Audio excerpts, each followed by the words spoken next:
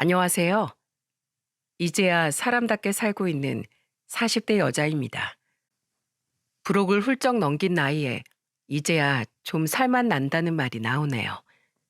그동안 저는 제 인생 살기도 벅찬데 남의 인생까지 짊어지고 있었거든요.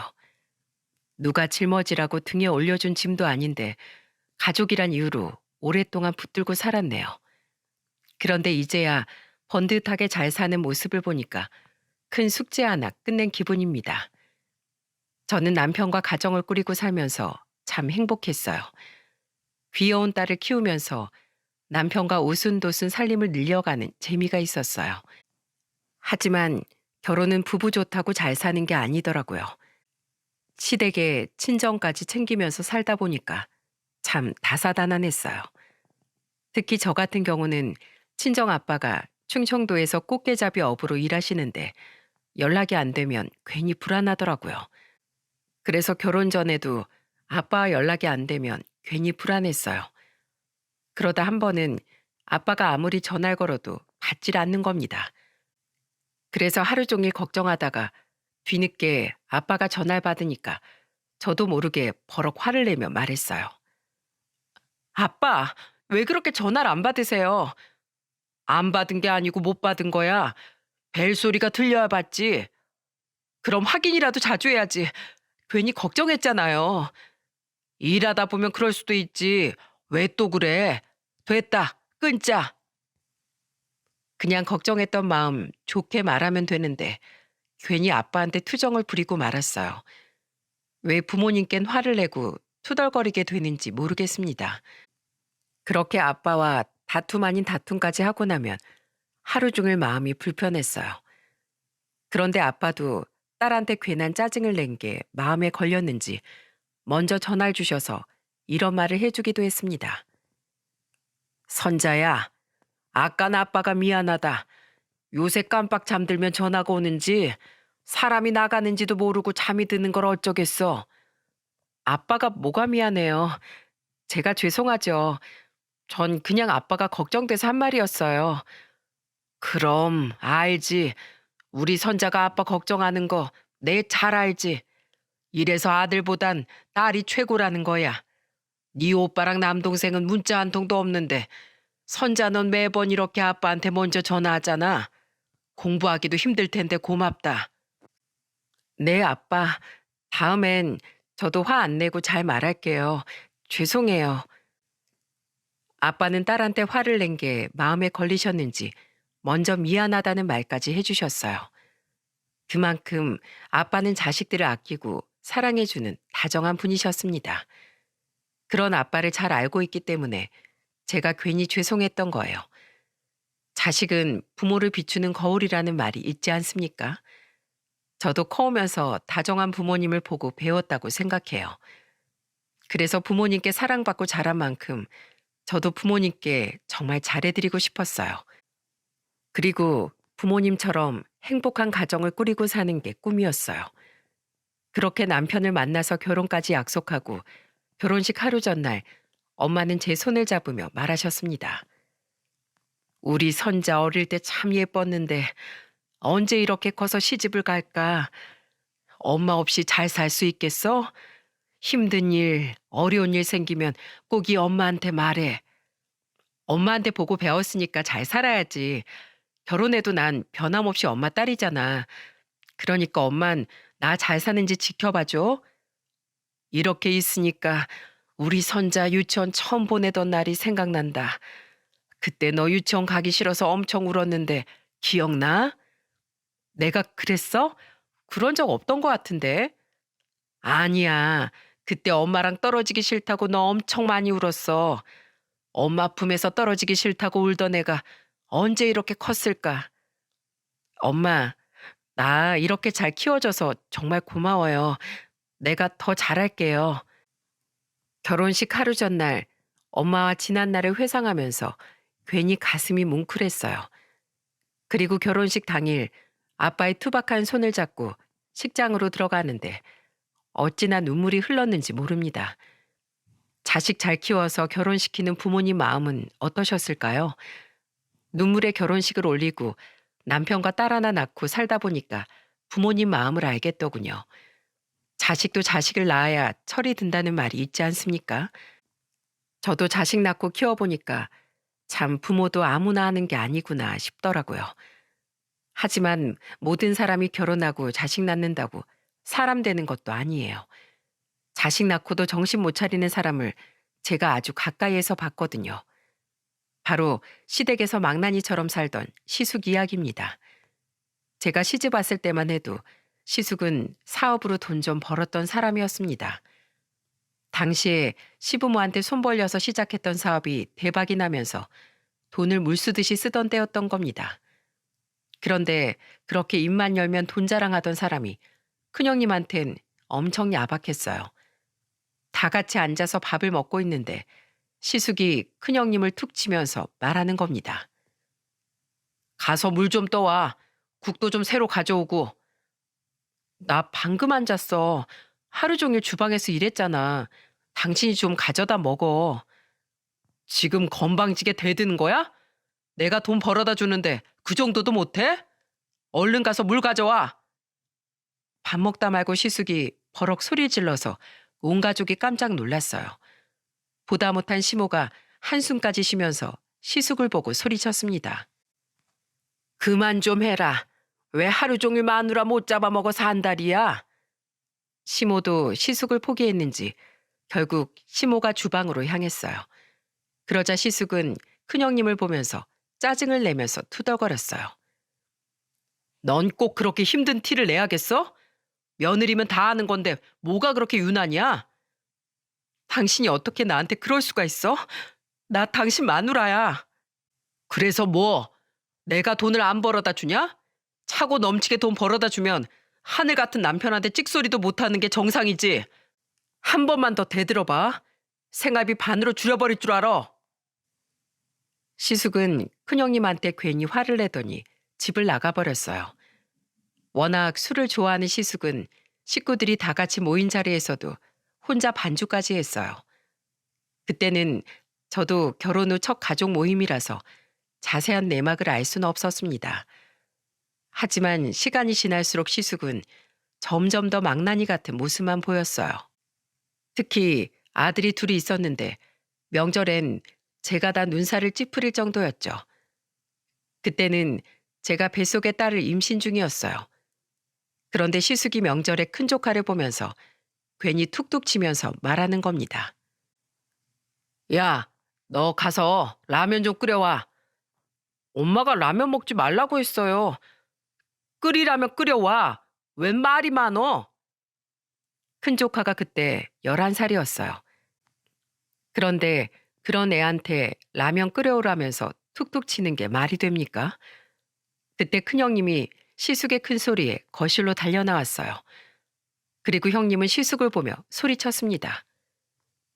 당신 애한테 왜 그래? 명절에 무슨 라면이야? 기다렸다가 밥 먹어. 야, 네가 뭔데 이래라 저래라야? 내가 먹겠다는데 뭐가 문제야?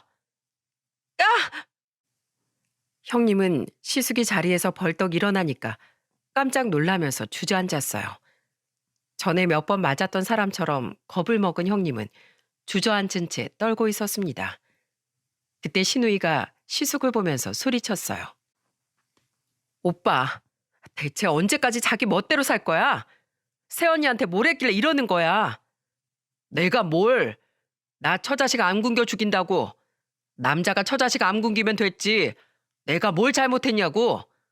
내가 돈을 안 벌어왔어? 집구석에서 애만 보는 여자가 왜 저렇게 말이 많아? 그놈의 돈 타령 지겹지도 않아? 돈 있다고 사람 되는 줄 알아? 돈 벌기 전에 사람부터 좀 되라고. 시숙은 그 순간에도 본인이 돈을 얼마나 벌어다 주는 줄 아냐면서 신우한테 소리쳤어요. 사람이 어떻게 돈으로만 살 수 있겠습니까? 시댁에 올 때마다 시숙의 돈 타령에 정말 지긋지긋했어요. 결국 큰 조카는 울음을 터뜨렸고 시숙은 방으로 들어가 버렸습니다. 저는 떨고 있는 큰형님을 안아주며 말했습니다. 형님, 괜찮아요? 진정 좀 해보세요. 동서, 미안해. 나 때문에 놀랐지?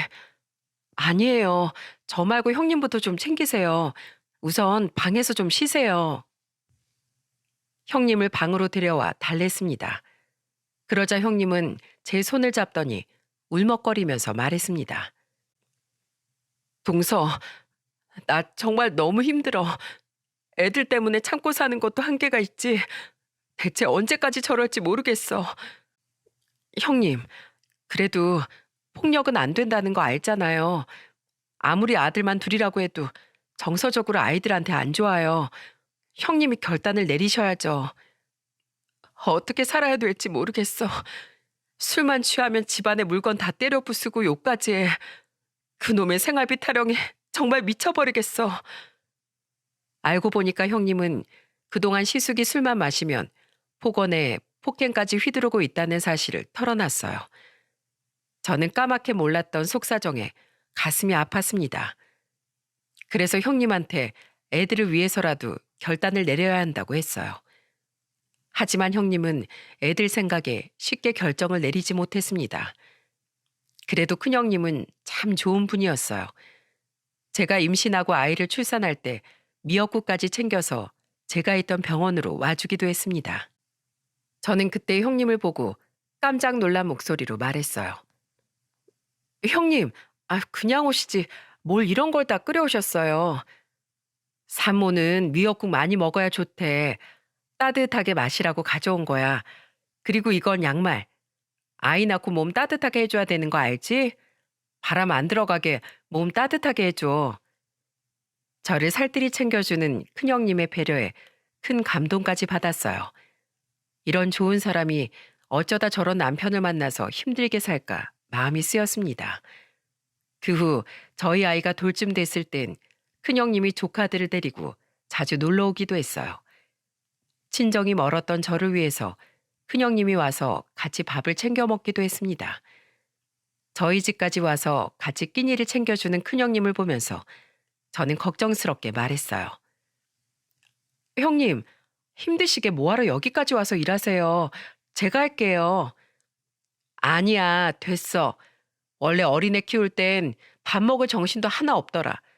나도 아들도 키울 때 막 그랬다니까. 그런데 엄마가 밥 굶으면 애들이 고생이야. 알겠지? 제가 형님 덕분에 애 키우면서 참 감사한 게 많아요. 매번 이렇게 저만 챙김만 받아서 어떡해요. 에이, 나도 다 애 낳고 키워봤으니까 해주는 거야. 큰형님은 동서까지 살뜰히 챙겨줄 만큼 참 정 많은 사람이었죠.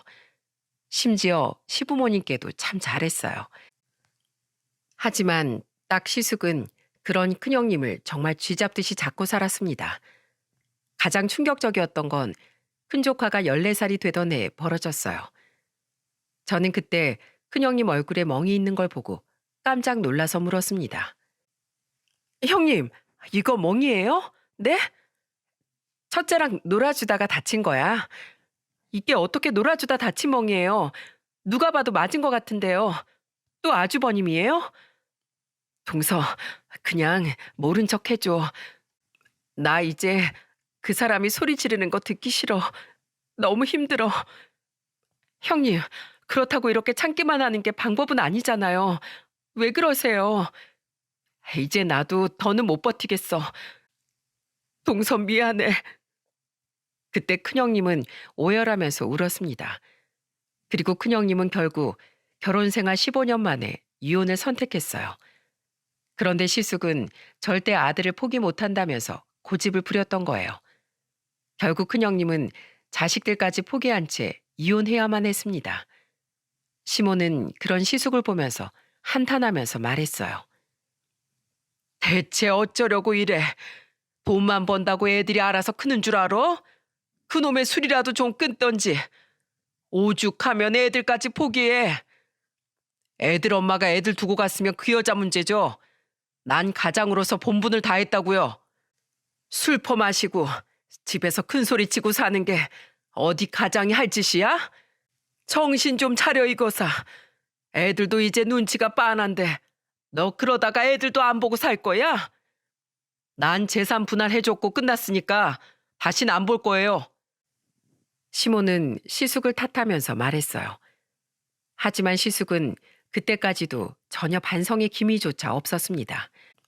큰 조카와 작은 조카의 심정이 어떨지 상상도 안 갔어요. 결국 시숙은 시댁으로 들어왔고 조카들도 시부모와 같이 살게 된 거죠. 그때 저와 남편은 조카들을 같이 챙기기도 했어요. 이혼 후 첫 새학기에는 같이 가방을 사러 가면서 작은 조카를 보면서 말했습니다. 예쁜 가방 사줄 테니까 하나 골라봐. 저 가방 없어도 괜찮아요. 이건 새학기 선물이야. 그러니까 그냥 받아도 되는 거야. 알겠지? 가방 사고 우리 같이 고기도 먹자. 예전에는 씩씩했던 조카들이 기가 죽어 있는 모습을 보니까 괜히 마음 한구석이 안 좋아졌어요. 그래서 어렸던 저와 남편은 딸과 같이 조카들을 보러 갔습니다. 시모는 조카들을 보면서 속상한 목소리로 말했습니다. 저 어린 것들이 무슨 죄가 있어. 내가 아들 잘못 키운 탓이지. 아휴. 어머님, 아주버님 정신 차리겠죠. 이혼까지 했는데 느끼는 게 있을 거예요. 저는 그래도 시숙이 이혼하면서 조금의 반성이라도 할 줄 알았어요. 하지만 시숙은 어땠는 줄 아십니까? 이혼 2년 만에 재혼까지 했어요. 그래도 저는 시숙이 반성하고 조금은 달라진 게 있을 거라고 생각했습니다. 옛말에 개벌은 남 못 준다는 말이 있지 않습니까? 이혼하고 재혼까지 한 시숙은 예전과 별반 달라진 게 없었어요. 오히려 더 심해져서 시숙은 시도 때도 없이 자기 성질 못 이기고 화를 내고 다녔던 겁니다. 하나 신기한 건 저렇게 성질 더러운 시숙한테 늘 좋은 여자만 생겼다는 거예요. 재혼했을 때 두 번째 형님도 참 좋으신 분이었어요. 두 조카들까지 친자식처럼 품어주면서 키우려고 했던 사람이에요. 그런데 시숙은 그런 형님의 노력에도 술주정은 나날이 심해져만 갔습니다. 심지어 시댁에서도 큰 소동이 났었어요. 시댁에서 다 같이 밥을 먹다가 작은 조카가 밥을 조금 흘렸어요. 그걸 본 시숙이 작은 조카를 보며 소리쳤습니다. 밥을 왜 퍼 흘리고 먹어? 똑바로 못 먹을 거면 아예 먹지도 마. 잘못했어요, 아빠. 밥상머리 앞에서 밥맛 떨어지게 할 거야? 너 밥 먹지 마. 저리 가. 작은 조카가 손을 떨면서 비는데도 시숙은 막무가내로 밥그릇을 뺏기까지 했어요. 그때 형님이 시숙을 말리면서 말했습니다. 당신 왜 그래? 애 놀라잖아. 당신이야말로 애들 교육 똑바로 안 시켜? 친자식 아니라고 막 키우는 거야, 뭐야? 애가 실수할 수도 있지. 이게 이렇게 화낼 일이야? 당신이야말로 그만 좀 해. 네가 뭔데 날 가르치려고 들어? 주제도 모르게 어디서 훈수질이야? 그 순간 시숙은 들고 있던 밥그릇을 바닥에 던지기까지 했어요. 시부는 깜짝 놀라 시숙을 보며 소리쳤습니다. 너 부모 앞에서 뭐 하는 거야? 당장 나가! 에이, 더러운 집구석! 시숙은 혼자서 화를 잔뜩 내더니 결국 집까지 나갔어요. 심지어 그때는 형님이 임신 중이었는데도 저런 짓까지 했던 거예요. 어쩜 시숙은 날이 가면 갈수록 사람이 변하는 게 없었어요. 오히려 더 망나니 같아져 가는 모습에 혀를 내둘렀습니다. 그때도 형님은 잔뜩 놀랐을 작은 조카를 안아주면서 달랬습니다. 놀랐지? 괜찮아? 다친 곳은 없니? 죄송해요. 제가 실수해서 그래요. 아니야. 아줌마가 치울 테니까 저쪽으로 가 있어. 제가 할게요. 임신 중이시잖아요. 작은 조카가 깨진 유리 조각을 치우려고 하자 큰 조카도 같이 나서서 치우기 시작했습니다. 이렇게 착한 조카들한테 어쩜 저렇게 모진 아빠가 있을 수 있는 겁니까? 형님은 그 모습을 보면서 한숨을 쉬셨어요. 시댁에서 한바탕 소란을 일으킨 사람은 시숙인데 뒷수습은 시부모와 형님이었죠. 그래도 형님이 딸을 낳았을 땐 정신을 좀 차리지 않을까 싶었습니다. 그러나 시숙은 여전히 형님만 보면 막말을 일삼았어요. 그러다 한 번은 큰조카한테 다급한 전화가 걸려온 적도 있었어요. 남편은 큰조카 전화를 받고 시숙 집으로 달려갔습니다. 걱정스럽게 남편을 집에서 기다렸고 한참 뒤 집에 온 남편은 충격적인 말을 했어요. 가보니까 형이 술 먹고 물건 던지고 아주 난리를 치고 있는 거야. 말리느라고 난리도 아니었어. 뭐? 그럼 애들은 안 다쳤어? 형수님이 애들 데리고 방으로 도망쳐서 그런지 하나도 안 다쳤어. 그나마 다행인데, 앞으로는 어떡하냐? 매번 이럴 수도 없고. 대체 아주버님은 왜 변하질 않아? 애들도 있는데 언제까지 저렇게 자기 기분 내키는 대로 소리 지르고 때려 부시려고 하는 거야. 그때는 상황이 너무 답답했어요. 시숙의 술주정은 점점 심해졌고 심지어 술도 매일같이 마셨던 거예요. 이런 남자를 누가 견딜 수 있겠습니까? 결국 두 번째 형님과도 8년 정도 살다가 또 이혼하게 된 겁니다. 재산 분할까지 해주고 헤어지면서 딸은 형님이 데려갔어요. 그런데 두 번째 이혼 후 시숙은 잘 나가던 사업도 휘청이기 시작한 겁니다. 그동안 먹고 마시면서 돈 쓸 줄만 알던 시숙이 모아둔 돈이 있었겠습니까? 휘청이는 사업을 시숙이 살려보려고 했지만 결국 시숙은 모든 걸 잃고 말았습니다. 그런데 종로에서 뺨 맞고 한강에서 푼다는 말처럼 시숙은 괜히 애들한테 화풀이를 했어요. 이혼 후 완전히 시부모 집에서 살게 된 시숙은 괜히 조카들한테 화풀이를 일삼았습니다. 야, 니들 어딜 그렇게 싸돌아다녀? 빨리빨리 안 다녀? 니들이 돈을 버는 것도 아닌데 왜 이 시간에 들어와? 혼나고 싶어서 환장했어? 조카들은 시숙한테 맞고 자라서 그런지 그때만 해도 시숙만 보면 벌벌 떨 정도였습니다. 고3이었던 작은 조카는 시숙의 호통에 식은땀까지 흘리더라고요. 제가 그때 시부모님께 드릴 게 있어서 왔다가 시숙의 호통에 깜짝 놀랐어요. 그때 큰 조카가 시숙을 보면서 침착하게 말하더군요. 저희 놀다 온 게 아니라 공부하다 온 거예요. 내가 믿을 것 같아? 어디 이것들이 부모를 속여 먹으려고 들어? 니들 오늘 잘 걸렸다. 이리 와. 말 안 듣는 것들은 매로 다스려야 말을 듣지. 아빠, 왜 그러세요? 저희 진짜 공부했다니까요? 니네가 무슨 공부야? 꼭 멍청한 것들이 공부한다고 유세를 떨어.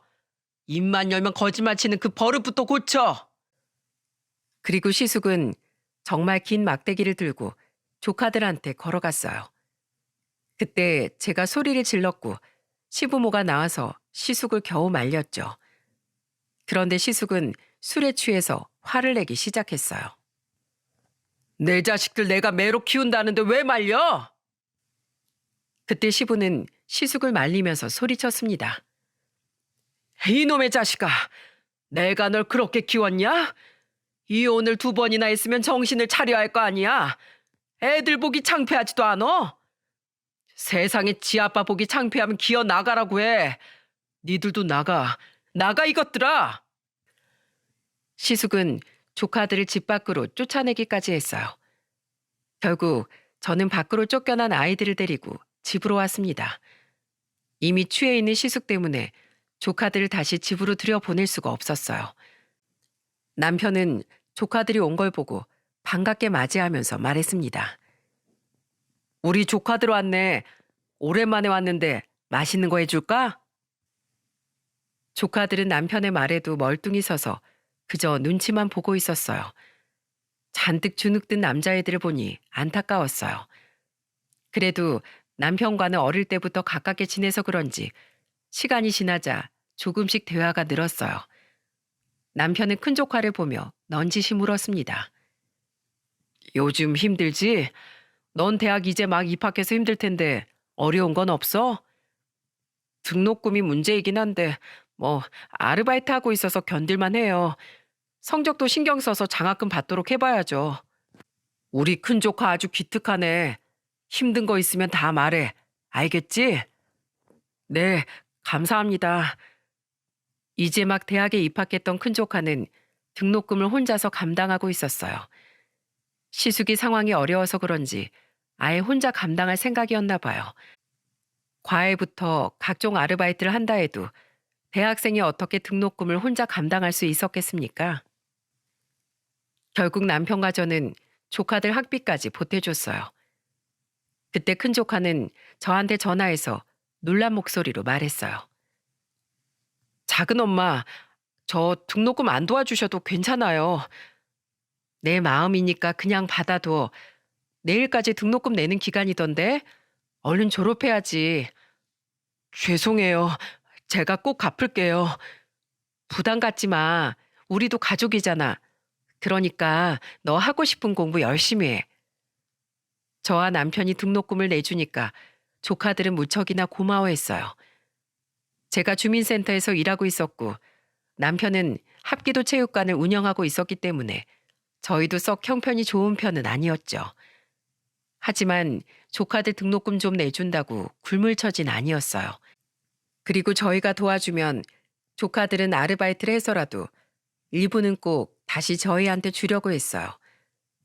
그때 남편이 큰 조카가 보낸 돈을 다시 돌려주려고 하자 큰 조카는 단호하게 말했습니다. 작은 아빠가 이걸 받아주셔야 저도 마음이 편해요. 그래야 더 열심히 공부할 수 있을 것 같아요. 신경 쓰지 말고 공부만 하래도 그러네. 저도 마음 편하게 공부에만 집중하고 싶어서 그러는 거예요. 그러니까 받아주세요. 큰 조카는 꼭 이렇게 아르바이트 해서라도 등록금 중 일부를 갚았어요. 두 조카들이 이렇게 열심히 살고 있는데 시숙이란 인간은 뭐 했는지 아십니까? 사업 말아먹은 건 본인이면서 힘들게 조카들 키운 시부모한테 화풀이나 하고 있는 거예요. 심지어 나이가 들어서 점점 쇠약해지는 시부한테 소리를 지르면서 악을 쓰는 것도 본 적 있었어요. 나 이렇게 살기 싫으니까 돈 내놔. 돈 달라고. 사업을 해야 나도 먹고 살지. 이놈아, 나가서 일을 해. 우리한테 돈이 어딨어? 네 자식들 그만큼 키워줬으면 됐지. 내가 돈 달라고 했지. 애들 봐달라고 했어? 어? 돈 내놔요, 돈. 돈 어딨어? 시숙이 취해서 시부모 집을 구석구석 뒤지려고 했어요. 남편이랑 조카들 만나러 왔다가 험한 꼴만 볼 뻔했던 거죠. 그때 남편이 시숙을 뜯어말리면서 소리쳤습니다. 형, 그만 좀 해. 애들 보기 창피하지도 않아? 언제까지 이렇게 살 거야? 제발 정신 좀 차려. 네가 뭘 알아? 난 이렇게 살 사람이 아니라고. 난 사업해야 된다니까. 돈 내놔. 시부도 그런 시숙을 보면서 참 울기도 많이 우셨습니다. 그렇게 시숙은 술에 빠져 살고 있었어요. 결국 시숙은 시부모 집을 나와서 살 수밖에 없었습니다. 그렇게 일도 안 하고 술만 마시면서 살다 보니까 시숙은 기초생활수급자까지 된 거예요. 조카들도 소득 없는 학생이다 보니 시숙은 기초생활수급자 자격이 생긴 거죠. 그런데 하필이면 제가 일하는 주민센터가 시숙이 사는 동에 있었다는 겁니다. 그때부터 시숙은 주민센터를 자기 집처럼 왔다 갔다 했어요. 그리고 저한테 뻔뻔한 얼굴로 시숙이 말했습니다. 재수 씨, 친구가 여기 근처 왔다고 하는데 밥값 좀 주세요. 밥값이요? 지금 밥값이 없어서 저한테 온 거예요? 그냥 빨리 좀요. 저도 급해서 그래요. 한 5만 원만 주세요. 이번이 진짜 마지막이에요. 이젠 오지 마세요. 주민센터에서 시숙이 소리 지르고 난동 부릴까봐 저는 거절할 수 없었어요. 그리고 번호표를 뽑고 기다리는 분들이 있었기에 시숙을 빨리 보내야 했습니다. 겨우 시숙한테 5만 원을 주고 보냈죠. 그런데 이건 제 불행의 시작이었어요. 한 번 주니까 시숙은 그 후로도 자잘하게 돈만 필요하면 저를 찾아오는 겁니다. 심지어 한 번은 추리닝 차림으로 나타나 저한테 다짜고짜 이런 말까지 했어요. 재수 씨, 지금 장례식 가야 되는데 10만 원만 주세요. 장례식이요? 추리닝 차림으로 무슨 장례식이요? 옷 갈아입고 갈 거예요. 그러니까 어서 돈 좀 줘봐요. 언제까지 이렇게 올 건데요? 그만 좀 해요. 그냥 좀 도와달라고요. 우리 애들이랑 연락 중인 거 내가 모를 것 같아요?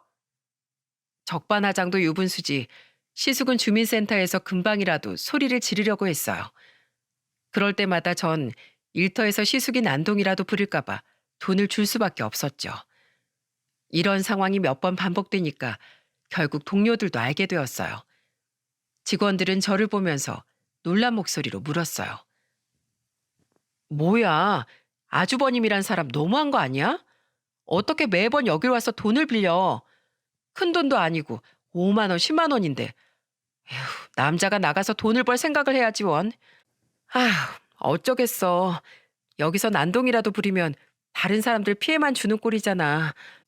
그리고 나한테 돈 못 받으면 조카들한테 갈걸? 어린애들이 무슨 죄야. 아휴, 진짜 애들도 있으면서 저렇게 살고 싶을까? 답답하다 정말. 남들도 답답하다고 할 정도인데 저는 오죽했겠습니까? 제가 돈을 안 주면 조카들을 찾아가서 집요하게 괴롭힌다는 걸 알고 저는 그냥 제 선에서 정리하고 싶었어요. 정말 언제 철이 들까 싶었죠. 그리고 시간이 흘러 시부는 노환으로 세상을 떠나고 말았습니다. 그 후 조카들과 살던 시모도 급격히 몸이 안 좋아지면서 요양병원으로 가시게 됐어요. 그때부터 거의 두 조카들은 저희 부부가 돌본 거나 다름없었습니다. 대학 생활부터 취업 준비까지 정말 아들처럼 아껴줬어요. 그렇게 큰 조카가 32살, 작은 조카가 28살이 됐을 때 기적과도 같은 일이 벌어졌습니다. 고생한 자에게 복이 있다는 말처럼 조카들 인생이 그야말로 탄탄대로였어요. 하지만 조카들은 승승장구하는 동안 시숙과 점점 연을 끊고 있었던 거예요. 그러다 완전히 취업했을 땐 시숙과 완전히 단절이 됐던 겁니다. 큰 조카는 첫 월급 탔다고 소고기에 비싼 술까지 사와 다 같이 고기를 먹으며 말했습니다. 작은 아빠, 작은 엄마, 이거 제가 드리는 용돈이에요. 저 금융회사 취업해서 받은 첫 월급이에요. 남편은 조카가 건넨 봉투를 받고 깜짝 놀라며 말했습니다. 사회 초년생 돈 들어갈 일도 많은데 뭐하러 줘? 옷이라도 사 입지. 첫 월급 타면 두 분께 꼭 용돈 드리고 싶었어요. 이렇게 클 수 있게 도와주셔서 정말 감사드려요. 아주 잘 컸네 우리 조카. 사회생활 하다 보면 별일이 많겠지만 그래도 항상 이 작은 아빠가 응원하고 있을게.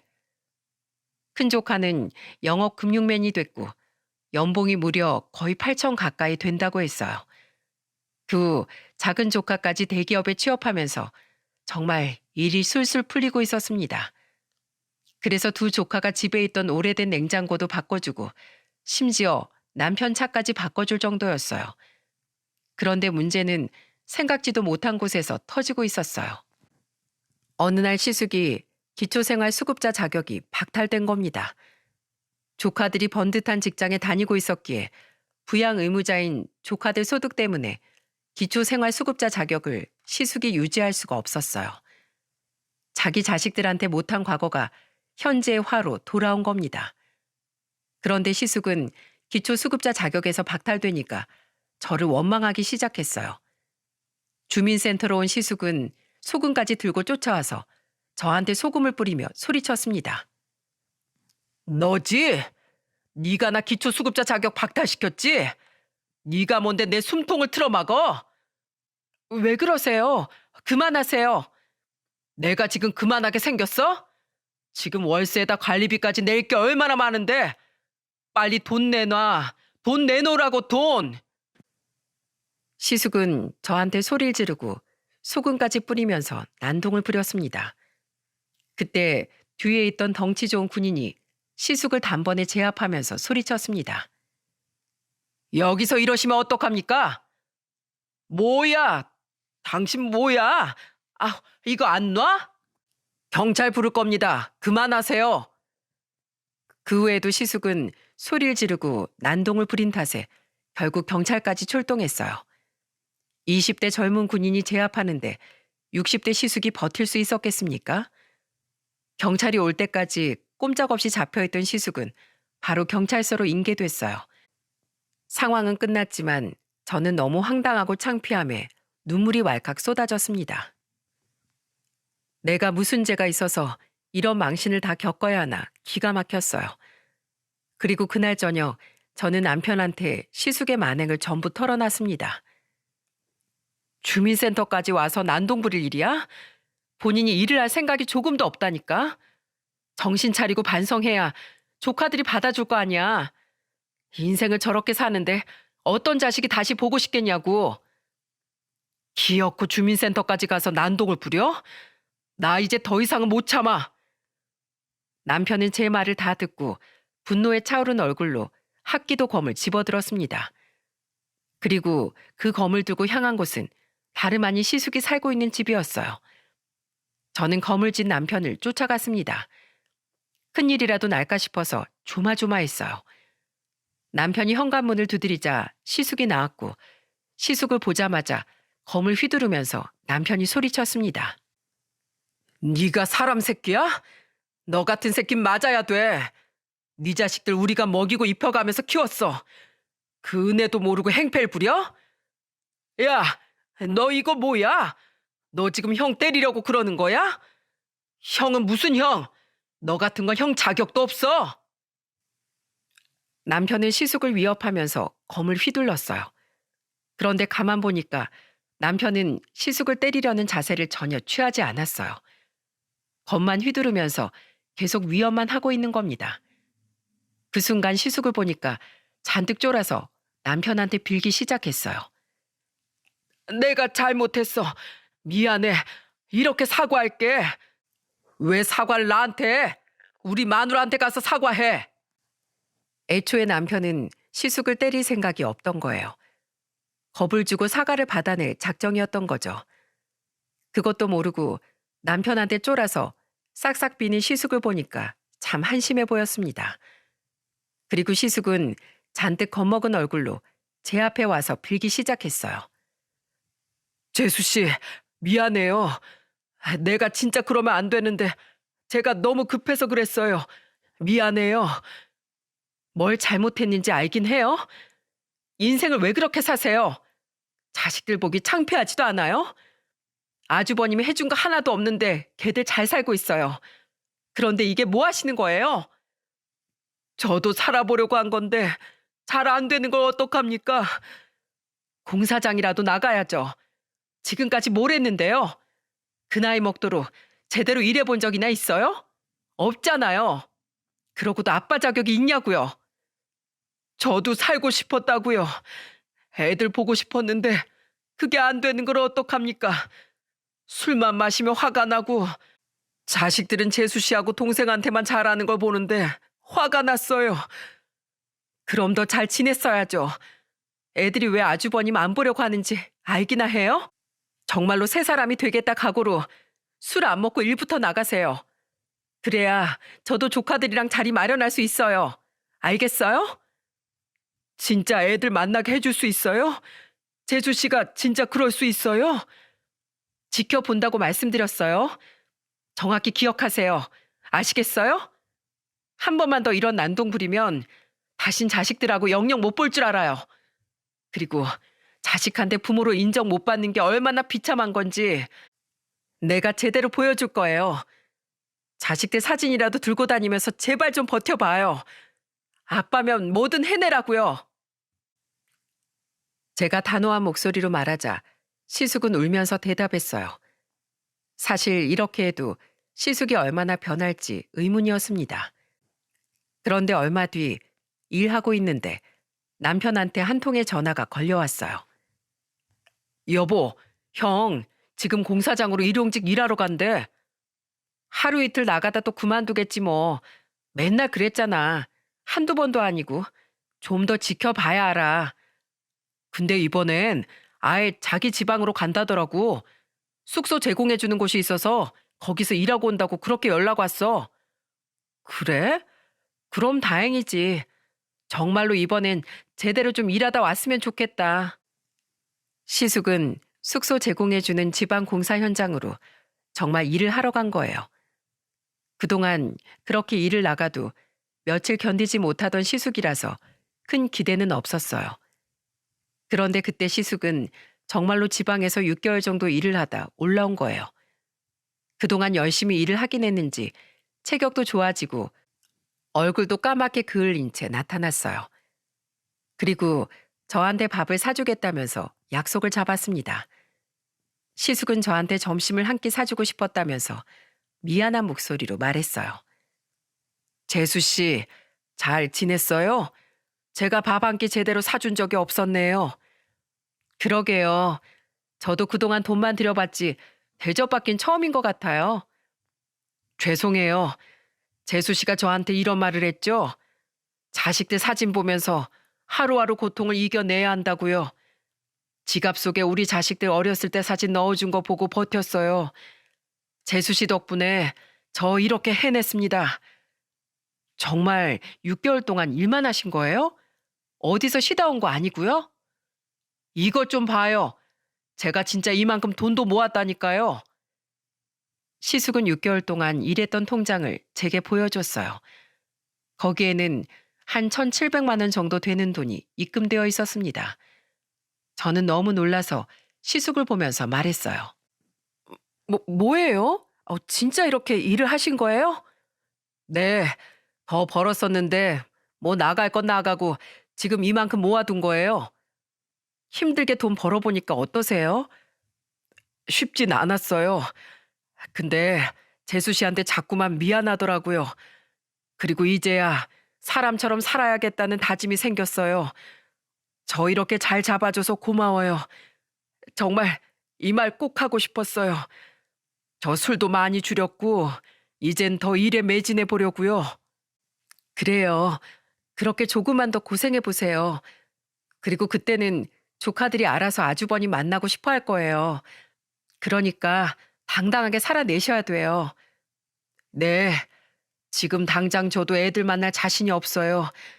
제 자신이 너무 창피해요. 그래도 저 이번엔 제대로 해볼 겁니다. 재수 씨가 정신 차리라고 저한테 해준 말들 저 가슴 깊이 새겼어요. 그러니까 조금만 더 지켜봐 줘요. 그날 시숙은 처음 보는 반짝이는 눈빛으로 대답했습니다.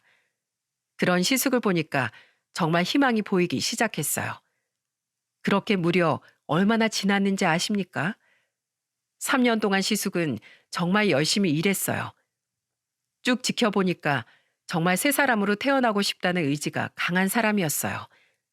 그동안 방법을 몰라서 헤매던 시숙은 드디어 새로 태어난 겁니다. 하지만 아무리 시숙이 변해도 조카들 마음 열긴 쉽지 않았어요. 너무 긴 세월 앙금이 쌓여있던 터라 조카들을 설득하는 게 참 어려웠습니다. 그래도 조심스럽게 큰 조카한테 이야기를 꺼냈어요. 지금은 많이 변하셨어. 그래도 너희 아버지니까 한번 만나보지 않겠니? 싫어요. 필요할 땐 없다가 이제야 나타난 것도 싫어요. 그게 부모예요? 저는 보고 싶지 않아요. 조카들은 완강하게 만남을 거부했습니다. 그 후로도 조카들 설득하기까진 꽤 오랜 시간이 걸렸어요. 그렇게 5개월 정도 꾸준한 노력 끝에 드디어 조카들이 시숙을 보겠다고 나선 거예요. 그리고 그날은 시숙의 생일이었어요. 시숙한텐 비밀로 하고 몰래 조카들과 약속 장소로 갔습니다. 미리 남편과 도착해 있던 시숙은 뒤늦게 들어오는 저와 조카들을 보고 입을 다물지 못했습니다.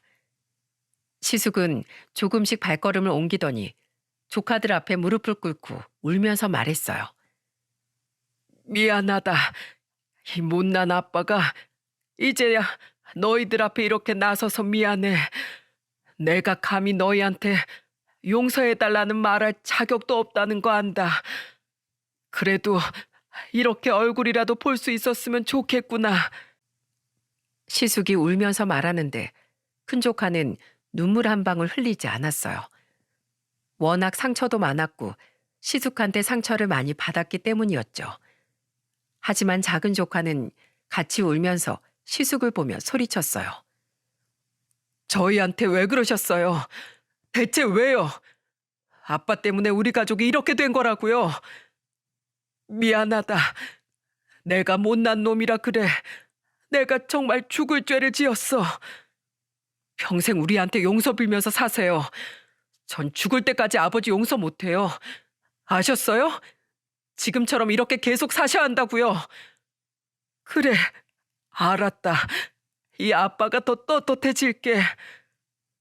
그렇게 부자지간에 드디어 만남이 성사되니까 쌓였던 감정을 좀 풀 수 있었어요. 다행스럽게도 조카들이 조금씩 변하는 시숙을 보고 마음을 열기 시작한 겁니다. 그날 시숙과 조카들은 술을 한 잔씩 나누면서 해묵은 감정을 다 털어냈어요. 그 후 어떤 변화가 일어났는지 아십니까? 큰 조카가 시숙을 위해서 전세로 집까지 얻어주겠다고 했다는 거예요. 그런데 시숙이 그걸 거절하면서 말했다고 하더군요. 난 지금 이 방 한 칸이 나한테 제일 소중한 내 보금자리야. 더 이상 너희한테 기대고 싶지 않구나. 전세를 얻어도 내 힘으로 얻어서 살 거야. 큰 조카한테 이 얘기 듣고 저는 깜짝 놀랐어요. 이런 시숙의 모습에 큰 조카는 더 마음을 열 수 있었다고 했습니다. 그동안 친엄마인 형님과는 가끔 안부를 묻고 살았다고 했어요. 하지만 형님은 재혼한 상태라서 당당하게 조카들 앞에 나타날 수 없었던 거예요. 그래도 조카들은 저를 보면서 고맙다는 말을 하면서 말했습니다. 작은 엄마, 정말 감사해요. 작은 엄마 덕분에 저희 가족 이렇게 살고 있어요. 이 은혜는 평생 잊지 않을게요. 그래, 너희들만 행복하게 살면 된 거야. 작은 엄마가 항상 응원할게. 이렇게 잘 커준 조카들 덕분에 저는 너무 뿌듯했어요. 그 후 큰 조카는 참하고 심성고운 여자를 만나서 결혼식도 올렸습니다. 그때 혼주석에는 시숙이 당당하게 앉을 수 있었어요. 그날 시숙은 꼭 딸 시집 보내는 엄마들처럼 한참을 울었답니다. 아마 예전처럼 살았다면 큰 조카 혼주석은 비워진 채 진행했을지도 몰라요. 큰형님은 재혼을 했기 때문에 혼주석에 앉기를 거부하셨거든요. 그때 말끔한 정장을 입고 조카들을 바라보는 시숙의 모습이 지금도 생생하게 떠오릅니다. 양가 부모들 인사 나눌 때도 괜히 제가 울컥하는 거예요. 지금은 시숙도 착한 며느리를 보고 행복하게 살고 있답니다. 이제는 며느리까지 생겨서 더 잘 살아야 한다고 다짐하는 모습이 신기하더군요. 극적인 화해와 함께 새롭게 탄생한 가족을 보니까 제가 다 훈훈했어요. 제가 이런 사연을 보낸 것도 인생의 타이밍이 참 중요하다는 걸 전해드리고 싶어서랍니다. 만약 시숙이 조금 더 늦게 정신 차렸다면 큰조카 결혼식의 혼주석은 빈자리였을 겁니다. 하지만 일찍 정신 차린 시숙이 새롭게 출발할 수 있는 토대를 마련했다고 생각해요. 그렇기 때문에 여러분도 가족이라는 이유로 사과를 미루거나 표현을 미루지 마세요. 가족은 당연하게 옆에 있는 존재들이 아니랍니다. 인간관계를 유지하듯 가족들과도 배려와 표현이 정말 중요한 것 같아요. 제 사연을 들으시는 분들이 가족들과 사랑을 나누면서 행복하게 지내셨으면 좋겠습니다. 모두 저의 긴 사연 들어주셔서 정말 감사드려요. 가족들과 즐거운 연말 보내시길 바랍니다. 감사합니다.